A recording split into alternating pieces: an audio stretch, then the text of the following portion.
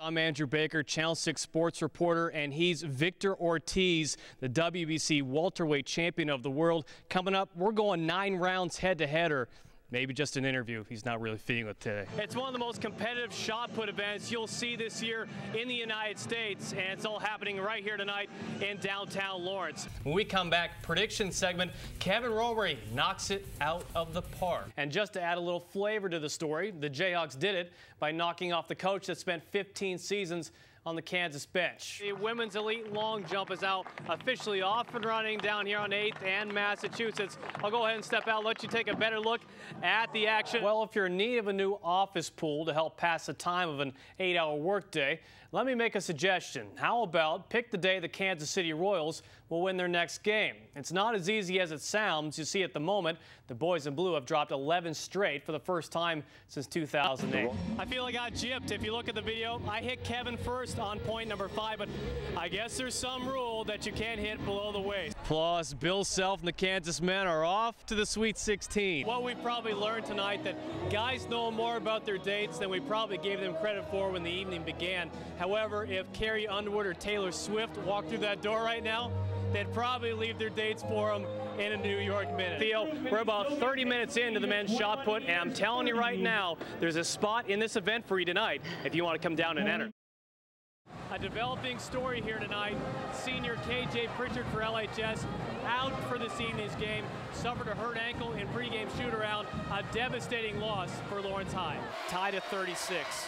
Who's going to come up big tonight for LHS? Here we go. Wind it up. Buffalo Meat. Down the lane. Shane Willoughby thought about the 3. Backs it out. Crossover. Willoughby to the bucket. He got it! Willoughby got it! And that's the game. 3 minutes left to go now. KU clinging to a 1-point lead, and Johnson with a shot of the game. That 3 goes down. 10 in the game for him. Kansas lead is 4. And then with 2 minutes left to go, Withey swats it out of there, and it's Taylor. Coast to coast, count it, and a foul. Rhett Lowry at the plate. Oh, Canada. That's way back to left over the Pizza sign. His 4th home run of the year. It's all right, Teresa, I can sing. Oh, there goes Strauss up the right side. He's got a seam. You know, anyone that thinks they got one like him, they're crazy. Nobody is going to get him. Brad Strauss to the house. People keep saying this guy and that guy is better than him, and there isn't anybody better than him. Touchdown, Lawrence High. His performance was nothing short of sensational.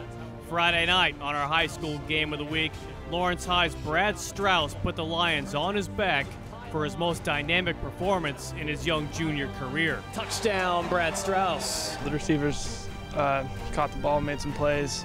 Offensive line opened it up. The running backs really ran the ball well, and that opened some things up for me. Back-to-back plays for Brad, back-to-back touchdowns for the junior.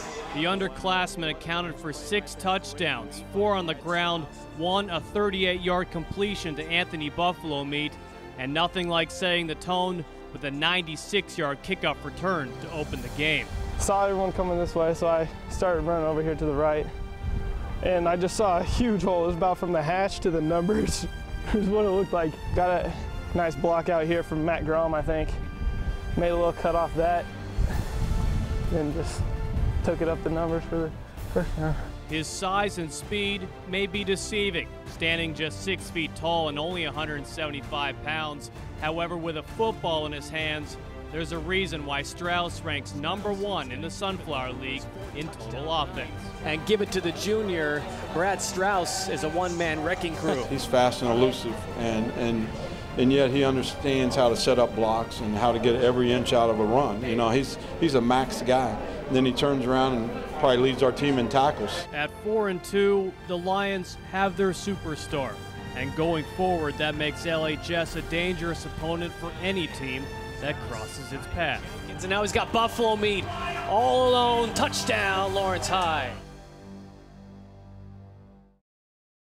Well, elsewhere, the circus act that is the Kansas football team continues.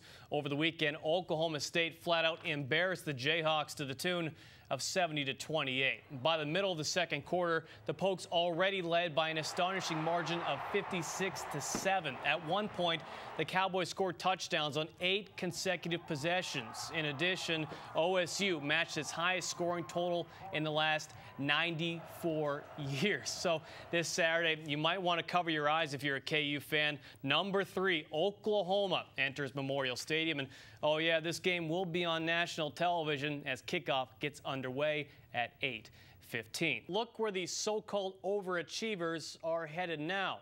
After opening up the season at 7-3, Bill Self and the Kansas men are headed back to the Final Four for the 14th time in school history.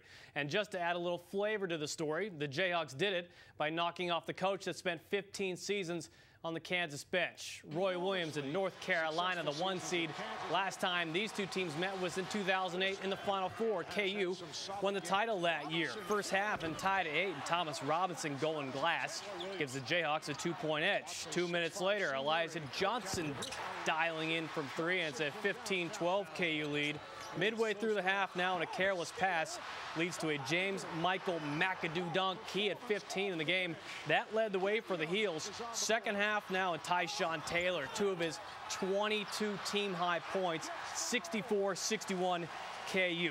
1 minute later now, and Taylor going to get the steal away from Henson, and he's going coast to coast, throwing it down, and the Hawks lead by 5. 3 minutes left to go now. KU clinging to a 1-point lead, and Johnson with the shot of the game.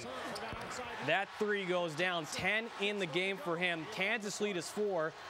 And then with 2 minutes left to go, Withey swats it out of there, and it's Taylor.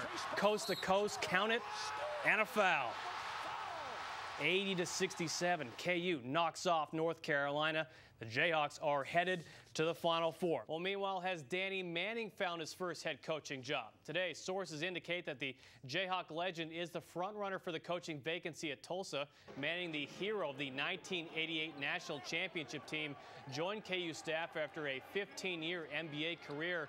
He was a part-time coach until 2007 when he was elevated to full-time assistant. Manning works with the big men, and 8 Kansas bigs have been selected in the NBA draft since he's been on staff. Illinois State's Tim Jankovich and Central Oklahoma's Terry Evans are also believed to be the focus of Tulsa's coaching search.